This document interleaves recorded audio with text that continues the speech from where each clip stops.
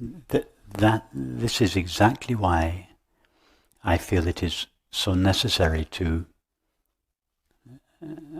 undertake the inward-facing path, and not to bypass the inward-facing path and go straight to everything is one.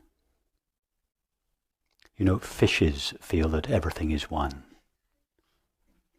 Fishes have no sense of, I am a fish swimming in the water, and there is a world out there. Infants feel one with their surroundings. They cannot separate themselves from their mother to begin with.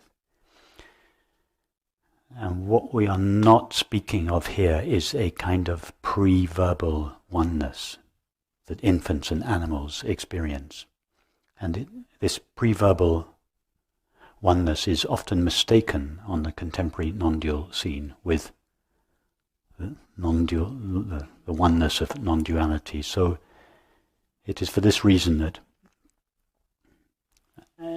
in most cases I feel that it is important to take this inward-facing path, to recognize not just that I am awareness, but to recognize the infinite nature, the infinite, unlocated, impersonal nature of awareness, and then to discover everything is that. And these two stages, you find them in all the traditions. In the Zen tradition, when they say, first the rivers are rivers and the mountains are mountains, then the rivers are no longer rivers and the mountains are no longer mountains, and then in the third stage the rivers are rivers again and the mountains are mountains again. So the first stage and the last stage, they appear to be the same. To begin with, the rivers are rivers. That's how the fish and the infant experiences. In the last stage, the rivers are rivers again. But in the first stage, consciousness is merged with experience. In the last stage, experience is merged in consciousness. So although everything appears in the same way, its reality is felt and understood to be infinite consciousness. So the first discovery, the first stage, is to discover the infinite nature of awareness, and then to discover that everything is that.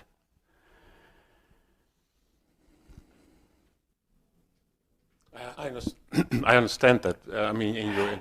It's just the rub is in the localization.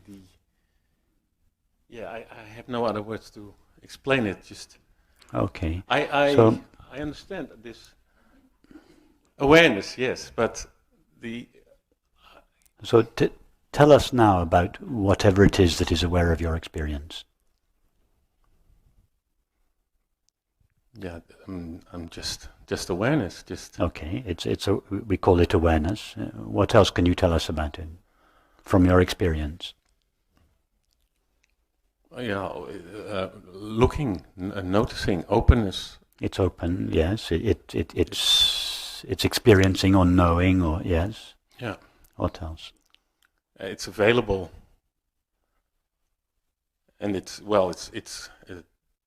wide in a way. It's wide open, yes, yeah. Yes. What else? It's here. It's unmistakable. It's undeniable. Present. It's undeniable. Yeah. Keep going. Well, also love comes up immediately. It just feels like love. Also, it feels like love in the sense of that there's nothing distinguishable. That there's no objects. There's just. Yeah. So if I were to ask you, can you find the edge of awareness?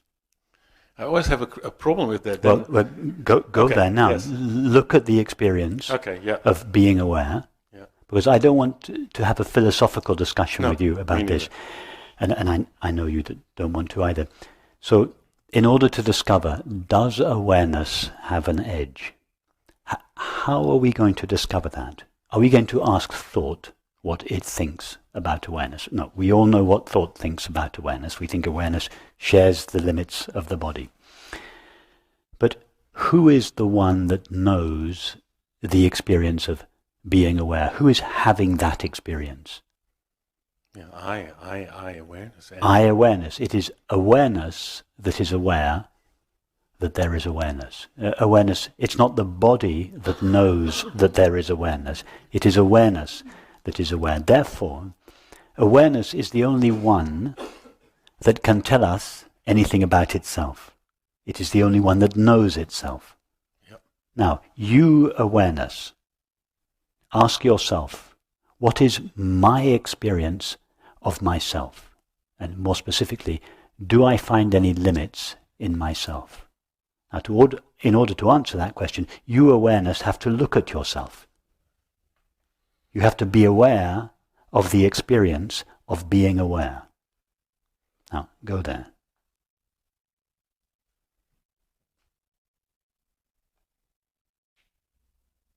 Do you find any limits to the experience of being aware? I find nothing there. I mean, nothing distinguishable. Well, you say you find nothing there. It's true, you find nothing there in the sense of you find no thing there. But if I were to ask you the question, are you aware? What would you say? Yes. Yeah, that comes from a positive experience. When I asked you, are you aware? You didn't say, I don't know. You said yes. And that yes comes from an unmistakable experience, albeit a non-objective one. So you're right, it is nothing, if by nothing you mean it is not a thing. But it is not nothing. That there is something which is not a thing that enables you to say, yes, I am experiencing being aware. It's a unique experience. It's an experience that has no objective qualities to it. And yet it is an undeniable experience. If it wasn't your experience, you would have said no to the question, am I aware? Or, I don't know. But you said emphatically, yes. On account of what experience did you say yes to that question? On account that is all there is here. Now go there. You've acknowledged that you are experiencing being aware. Very much so, yeah. Perfect. Tell us about it. Does it have a limit?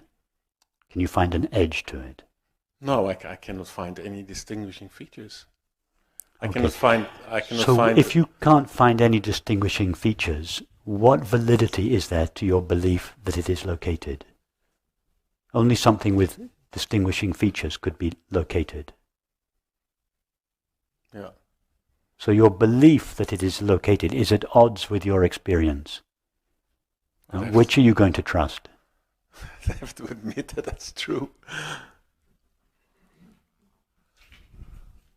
I mean, is belief or experience the test of reality? It's got to be one of those two. Experience. It must be experience. Trust your experience. When we say that consciousness is infinite or unlocated, I am not speaking of an extraordinary experience that a few special people have and that is not available to everybody else. I'm talking about an experience which is equally available to all people. In fact, it's not people that have that experience, it is awareness that has that experience. But as a concession, let's say that it's equally accessible to all people. Ramana Maharshi didn't have privileged access to awareness. He didn't have special knowledge about awareness that you or I don't have, or that are not able to have. Yeah. It's just that he was rigorously honest about his experience.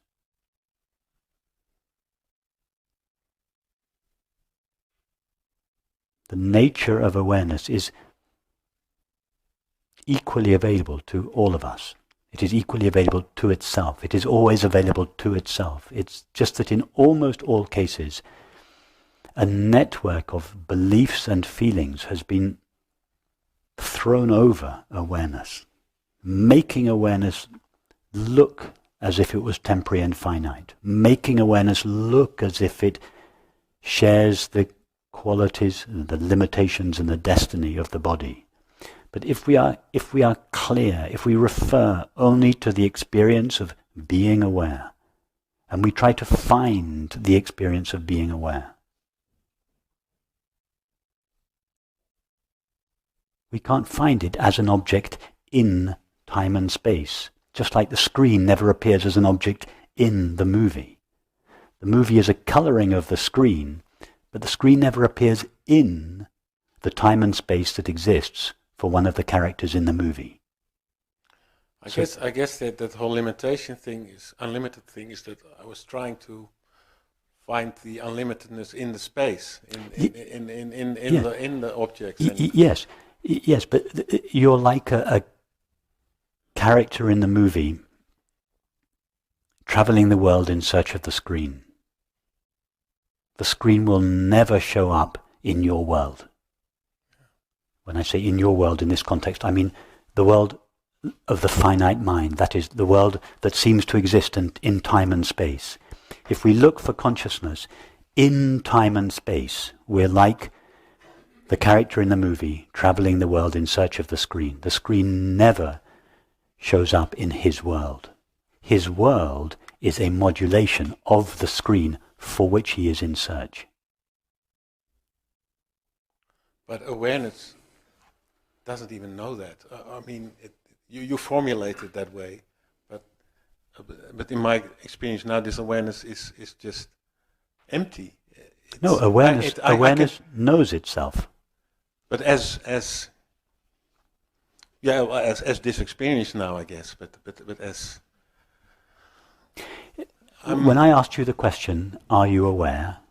you paused and said yes. The reason you said yes was because in between the question and the answer, you were aware of being aware. Yeah. As a result, now, who was the you that was aware of being aware? Yeah, awareness. Now, so awareness is aware of being aware. Yeah. I can't resist telling the story of the Oxford philosopher. Professor, I'm sorry to those of you who have heard it, but it's so relevant, so bear with me for those of you that have heard it. I'll be brief about it. A year or so ago, Ellen and I were told by a friend that a very famous professor of philosophy at Oxford University, no less, was giving a talk entitled The Nature of Consciousness. So this was just down the road from where we live. We were, of course, very interesting. We went to the talk. I'll just quote one line from his talk. Some philosophers believe that consciousness can be aware of itself. Their ideas should be put in the trash. This is a highly respected professor of philosophy from Oxford University, worse than ignoring, denying publicly the most obvious, primary, intimate, fundamental nature of all experience. Unbelievable. This is a professor of philosophy. What has he been teaching his students for the last 40 years?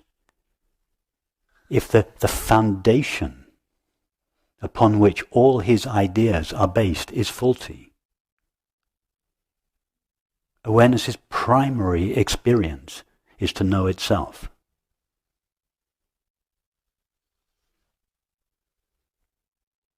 If awareness didn't know itself, none of us would know that we were aware. But the experience of being aware, is it an extraordinary experience, or is it the most obvious experience there is? It's not a mystical experience or a spiritual experience. It's just the most ordinary experience that nearly all people overlook. Why? Because of our fascination with the objective content of experience, thoughts, feelings, sensations, and perceptions. Because we're so fascinated by the movie, we seem not to see the screen, although all we are seeing is the screen. So in our culture, we ignore, most of us, the reality of consciousness, all that is ever known is consciousness. But so fascinated are we by the objective content of experience that we overlook it.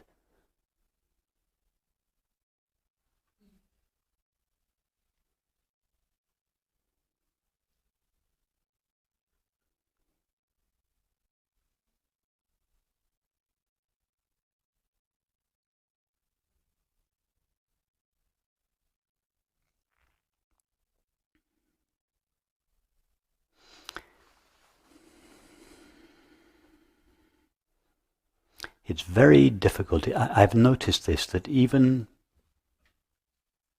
in people who have been studying them and practicing, I don't just mean studying philosophically, but studying and practicing the non-dual teaching for many years, for decades, there is this lingering feeling that the body is aware. That right now, as we sit here, it is I, the body, that is aware. And once we start there, all our subsequent ideas and beliefs will contain this original error within them. It is not the body that is aware. It is awareness that is aware. And awareness is not a property of the body. It is not the body that has consciousness. Yeah, it's a very deeply ingrained idea. It's very deeply ingrained, and it survives decades of non-dual practice, meditation and study. It really goes to the heart of the matter, to really understand now that it is awareness that is aware. It's true that awareness must, as it were, collapse into the finite mind in order to view objective experience. I grant that. But the knowing with which the finite mind knows its knowledge and experience is not itself finite.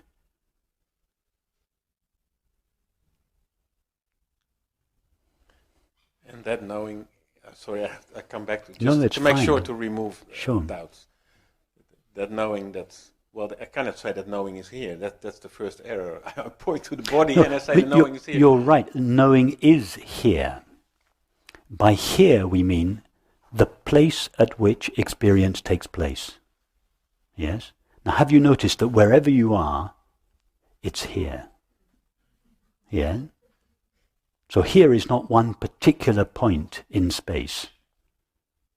What is meant by here? Here is the place at which experience takes place. What is that place? Well, that is the only place there is. That's awareness, or It's the heart awareness. of all things. Yes. or So here is not a place in space. Here is the dimensionless here of consciousness. And just like here is not a place in space, so now is not a moment in time. Have you noticed that it's always now? the mind just cannot conceive of No, that that dimensionless. we cannot think of something with no dimensions. In other words, we cannot think of consciousness.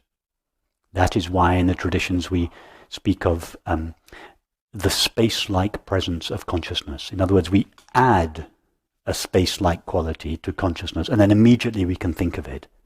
We say consciousness is a vast knowing space in which experience takes place.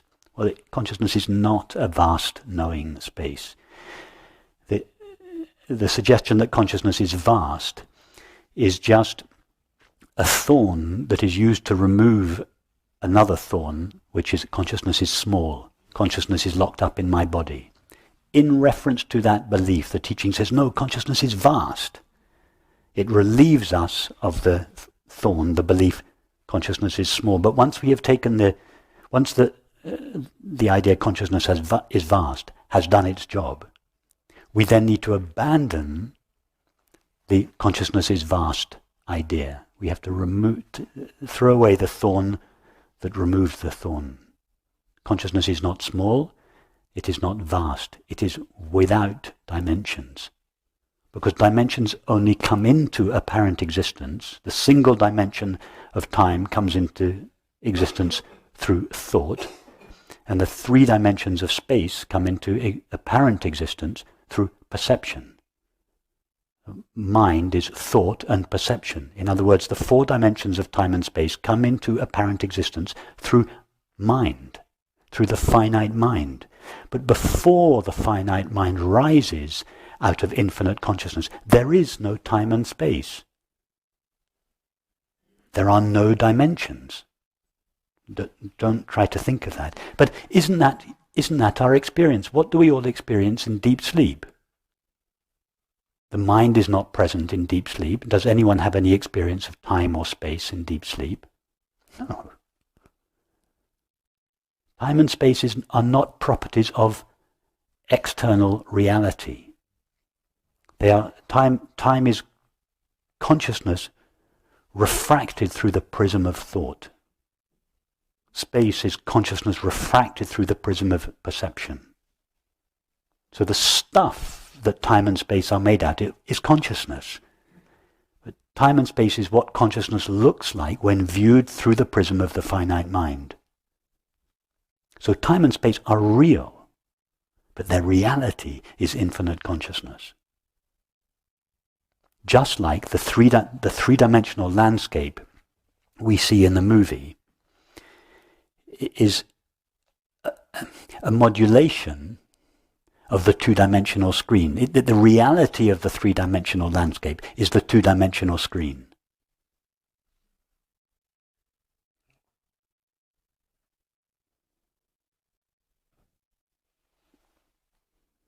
So that the finite mind superimposes its own limitations on reality, forgets that it has done so, and presumes that those limitations are qualities of reality. No, they are simply its own limitations. They are what reality looks like when viewed through the glasses of the finite mind. And this is so in line with our experience. Has anyone here ever experienced time? In order to experience time, we would have to experience either the past or the future. Try now to step out of the now, the present, just for a moment, and go to the past.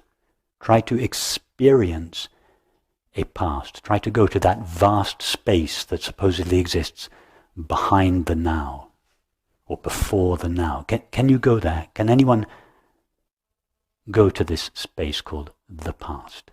Has anyone ever been there? That's impossible. Or the future? Has anyone ever left the now, the present, and visited this space called the future? You see, nobody has ever had any experience of a past or a future. You see, we don't actually experience time. This now, do you have a sense that this now is moving along a line of time? No. I mean, how long does this now last? These questions don't make sense. Or how fast is the now moving through time? None of these questions make sense because this now is not going anywhere. It hasn't come from an infinite past. It's not slowly going towards an everlasting future. This now it's not going anywhere. It's standing still. Thoughts and perceptions are flowing through it. It is not flowing through thoughts and perceptions or with thoughts and perceptions. Yeah, but even language is not, because even standing still would already suggest a space. This is all language. No, but it's not possible to say a single word that is true about reality. Not a single word that I have spoken is true. Because all language is designed to describe objective experience. But in the final analysis, when we look for the objects, the things separate from the subject, we never find them. Nobody has ever found a discrete object in existence. all we find is the knowing of experience, and that knowing never goes away. Hence it says in the Bhagavad Gita, that which is never ceases to be. That which is not never comes into existence. There are no things. And there's no language for this, because our language is a language of things. I'm trying to use this clumsy language that is designed for speaking of things. I'm trying to use it to speak of that which is, but which is not itself a thing. And I'm just doing my best with metaphors and analogies, but they all fall short to a greater or lesser degree. Hence poetry and art and music. There are other ways of expressing reality. Well, you're doing an extremely good job. Thank you. No, I mean, it's just the width and the depth of your explanations have been very helpful, and they are very helpful, and they are very unlike anything I've listened to a few people, but. You know, I was on a classical Advaita path for 25 years, mantra meditation, Shankaracharya. Ramana Maharshi was beside my bed for 25 years. I read it over and over again, and like someone said yesterday, was it Daniel? I can't remember. I knew what he was saying was true. From the moment I opened it, I knew it was true. And as Daniel said yesterday, I could never read another book. I tried to read other things. I would come back for years. And I knew it was true, but I didn't understand it. But I didn't mind, because I knew I was taking in the truth. And it took, so this was for 20 or 25 years. And it wasn't until I met Francis, who really showed me how to connect with these ideas in my experience. And those first few years with Francis, it was like a kind of firework display inside me. Over and over again, I would have these realizations, that's what he meant. Why didn't he say it like that? And of course I would then go back to the book and realize he did say it exactly like that. But that I couldn't connect to it. I had this intuition, this is true. I knew it was true, but I couldn't make it my own. And no amount of mantra meditation, no amount of reading would make it my own. It was only when I met Francis and we had these conversations and I went through all the experiential meditations that I started understanding. And when I say understanding, I mean experiential understanding. It became my experience. And then I went back to Ramana Maharshi and Nisargadatta and later Atmananda Krishna Menon, and I thought, and the Shankaracharya, it's all there. They said it all, but they hadn't elaborated the pathways. They did to a certain extent, but I needed. This is no criticism of their beautiful teachings, but I had not been able to join the dots. It was only when I met Francis and he gave me these experiments with my experience that it began to be clear, and that I then began to start formulating and making up my own pathways.